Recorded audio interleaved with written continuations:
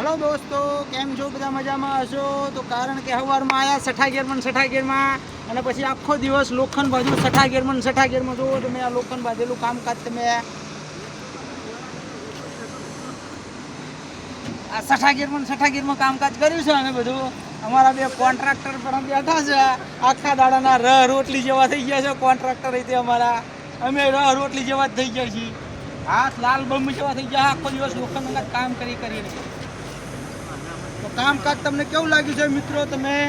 કમેન્ટમાં લખીને મોકલજો જરૂરથી અને વિડીયો એન્ડ સુધી જોતું રહેવાનું મિત્રો અને કામકાજ તમને લાગ્યું કે સારું છે તો કમેન્ટમાં લખીને મોકલવાનું અમને એનો જવાબ તમને મળી જશે રિપ્લાયમાં બરાબર મિત્રો લાઈક કમેન્ટ ને શેર કરતા રહેજો વિડીયોના